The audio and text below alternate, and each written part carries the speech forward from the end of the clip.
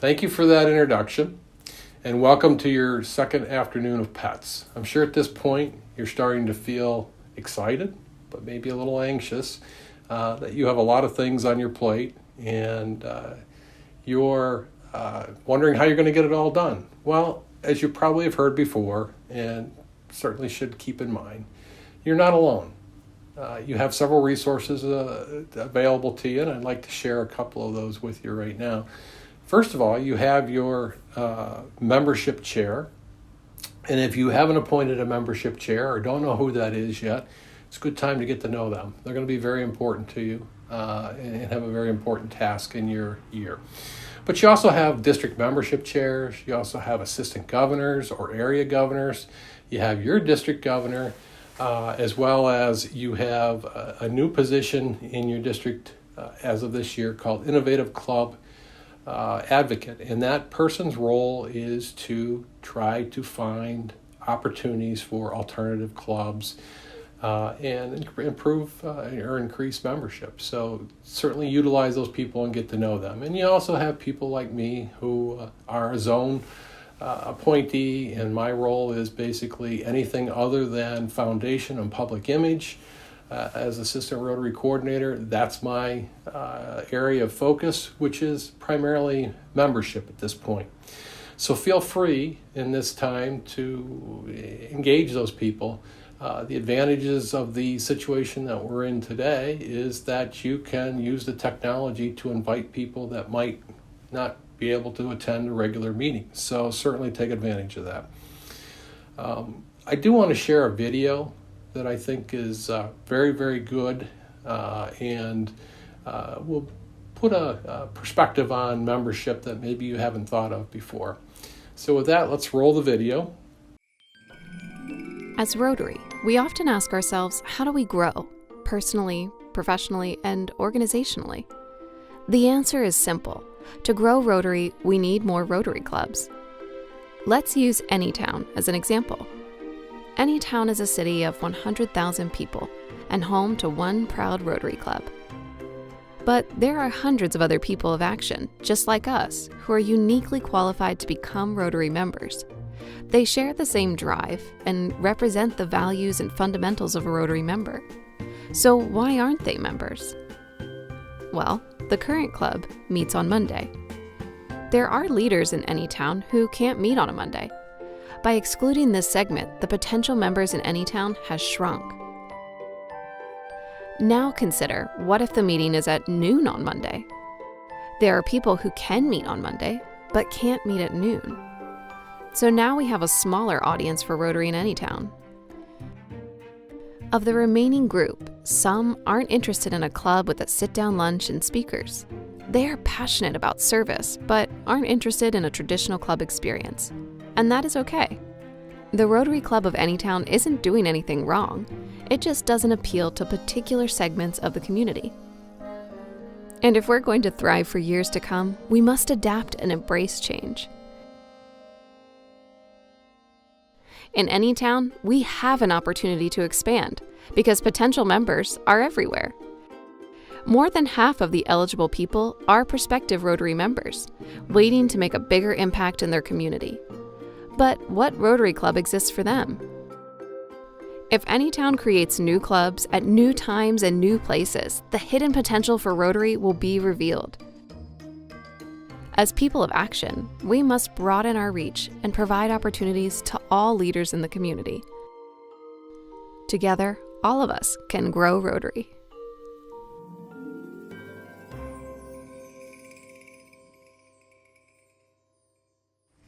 All right, thank you for that video. It is available on our Zone 33-34 YouTube channel, so you can share that with your club, you can share it with your members. You have access to that in any way you would like to use it. It's free and it's available for you. Now, there are a few takeaways that I think you should have from that video. The first being that the club isn't doing anything wrong. The club is just not meeting the needs of everybody in the community. And the other thing you might want to think about is the comment there that in order for Rotary to grow, we need to add new clubs. Why do we need to add new clubs? Well, it's perhaps that your club format, timing, structure, whatever it may be, doesn't meet the needs of everybody in the community. And that doesn't mean there's anything wrong with your club. It just means that there are alternatives that might meet somebody else's needs better. There also may be club members that you have lost or have thought about joining Rotary, but it just didn't fit into their schedule, or your format didn't fit into their perception of what they wanted to do with service. So take advantage of those individuals that are out there interested in Rotary and out there interested in service, but may not be interested in the traditional club model. The innovative club can be a satellite, or it can be a new club, but it can just be different than yours that meets those individuals' needs. And there's nothing that says multiple clubs can't cooperate, whether they're in the same community or across the state or the world for that matter. So keep that in mind. As we gain members, they are all Rotarians and here to help. So why is membership important? Well, I think Rotary is at a crossroads. Let's think through time. You think of companies like Kodak, who basically created photography. And remember the term Kodak moment. I throw that out every now and then, and I get strange looks because Kodak's not here anymore. And a lot of people don't know what you were referring to when you say that. Similarly, a company by the name of Sears. You might remember the ads that said, "Where America shops." Well, Sears is not here. So what do we need to do to see that Rotary succeeds? We need to adapt and embrace change. Remember in March of 2020, when we were going to take a 2-week pause and everything was going to be back to normal. Well, here we are nearly a year later, and things are not back to normal. Maybe the normal has changed. Maybe we will never be back to what we considered normal, or maybe we will, but people's values and what they expect has changed. So I want to share a little example of how that has played out in today's world, and how maybe you can use that in your own club or in your own districts. There's a quarterback by the name of Josh Allen in Buffalo, New York, and he's had a pretty good year this year. In the November time frame, his grandmother died suddenly, and he had a game coming up within about 24 hours, and he played in the Seattle game on November 8th and actually had a very good game. A fan found out and recognized that he had supported a organization called the O'Shea Children's Hospital in Buffalo, and he felt that it would be a good gesture for Buffalo fans to donate $17 in honor of his grandmother, based on his number 17. And the hope was they'd raise a few $1,000s or maybe $17,000. And by Wednesday of that week, they had raised over $300,000 already. Corporations caught wind of it. Some philanthropists caught wind of it. By the following Friday, November 18th, or November 13th, sorry, that fund had grown to over $750,000. Just from an idea from a fan that everybody throws in $17, we can do something good with it. And here at the end of November, it continued to float around, and by December of 2020, a local philanthropist caught wind of it, had a connection to the Buffalo area, actually, I guess it moved away, but donated $217,000 to reach over $1 million in that fund. And now, as you can see, there's an entire wing devoted to the memory of his grandmother. So with a thought from one fan that we all donate $17, it grew into over $1 million, just like that, in a week. It was 750,000. So in my lifetime, there's never been a greater need for service. And I feel like there's never been a greater time where people want to help. Rotary can provide that. The more Rotarians we have, the more clubs we have, the greater impact we can have on your community and the greater impact we can have on the world.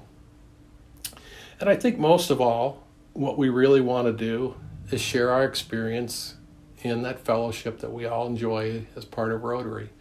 So share your legacy, and remember, it's up to you what Rotary looks like tomorrow. So do your best, and have a great year, and remember, we are here to help.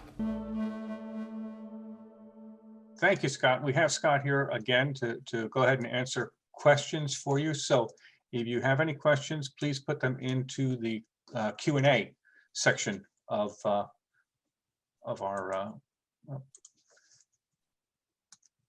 video here. Okay, so all right, Scott, quick question for you. You are an assistant Rotary coordinator, which, as you said, means that you concern yourself with pretty much everything excluding public image and the Rotary Foundation specifically, right? But you also mentioned that this year we have something new. Besides the district membership chairs, we have the Innovative Club Advocates. Can you give us a brief explanation on the difference between them and how this actually affects individual clubs? Sure. Innovative Club Advocate is an individual in your district that's appointed to support the creation of new clubs. And the term innovative is designated or designates that we recognize that there's a lot of individuals out there who want to do service, but they don't want to do it in the traditional legacy way. As we talked about earlier, it may be just the time, it may be the structure, it may be whatever.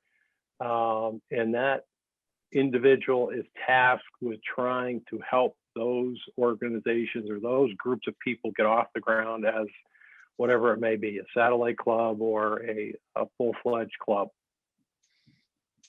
Okay, and the question that always comes up is satellite clubs versus different clubs, whether they be innovative or traditional clubs. What's the big difference as far as membership goes regarding satellite clubs versus traditional clubs or innovative clubs? Sure. The simple answer is a number. It's 8 versus 20. And really that's 7 versus 20, because if you have 7 people plus a member from your legacy chartered club, you can start a satellite club. So that means that the parent club is your club, but then there's 7 individuals plus a liaison to your club from the satellite club, and they set up their own rules, do their own thing, and they're always going to roll up to your club, but they're completely autonomous. You're there to guide them. You're there to help them when they want it. Now, a innovative club or any club for that matter has to have 20 to chart. And so they can be the traditional Thursday lunch meeting. They can be a group of people that meet at a particular building. Maybe you have an office building in town that has 3 or 4 different companies in it. And people say, hey, I can't get out of lunch or can't get out for lunch on Thursday, but I could meet at 5 o'clock. And you might find 3 or 4 organizations who would have some individuals that be interested in starting a club at a location like that. So they are really based on numbers. And the idea is that a satellite club could become its own club, but not necessarily.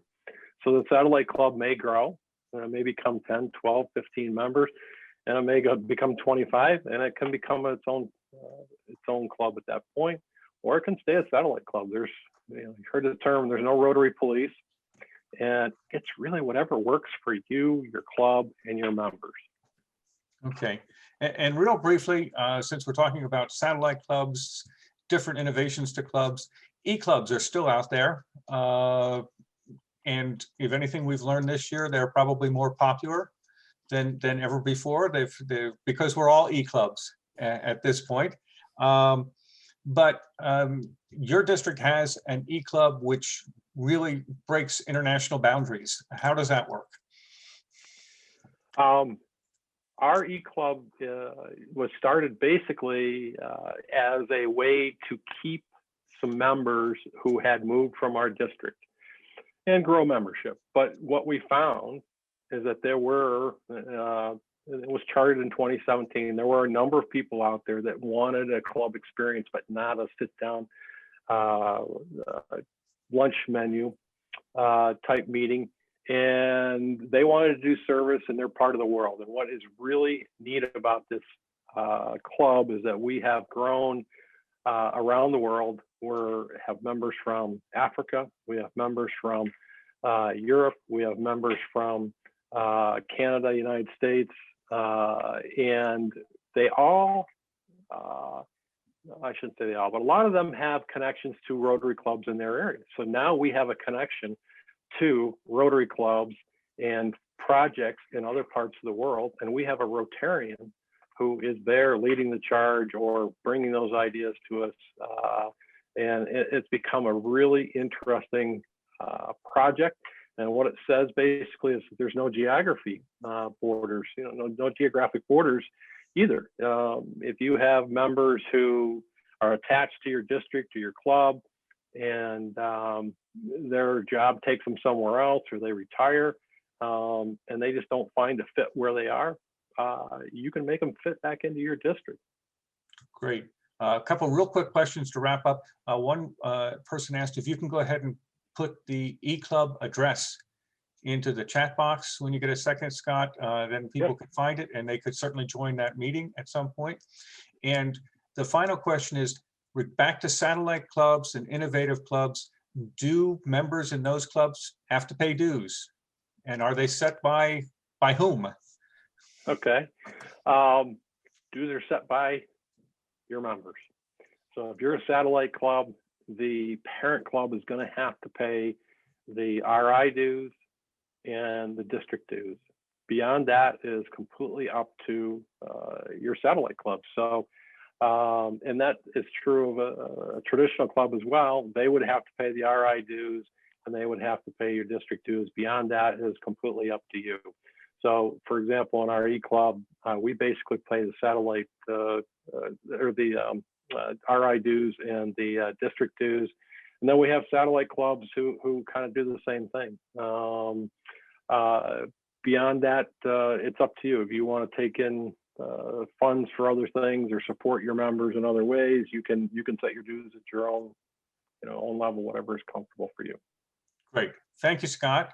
And that wraps up that session. And Marie, I'm going to turn it back to you to tie everything together.